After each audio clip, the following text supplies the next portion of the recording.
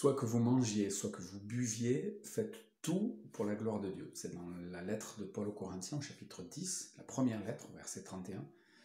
Et Paul nous dit simplement de tout le temps penser à la gloire de Dieu.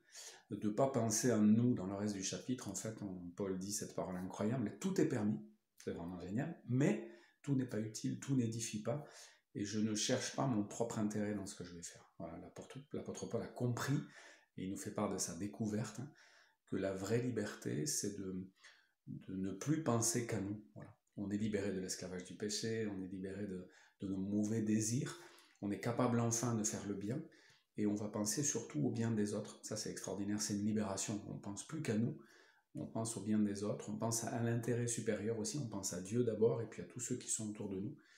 Et du coup, chaque fois qu'on va faire quelque chose, on va penser à la gloire de Dieu. Voilà, si le matin, en se levant, on se dit, tiens, qu'est-ce que je vais faire pour la gloire de Dieu, ou si avant de prendre une décision, on dit, ah, tiens, dans quelle mesure ça participe à rendre gloire à Dieu, à le faire connaître, à le faire aimer, à lui faire plaisir aussi, eh ben on est sur la bonne voie. Et puis quand Paul dit soit que vous mangiez, soit que vous buviez, c'est qu'il parle aussi de quelque chose de très concret. Il parle des viandes sacrifiées aux idoles, de tout ce qu'on pourrait faire et qui va troubler notre conscience ou la conscience des autres.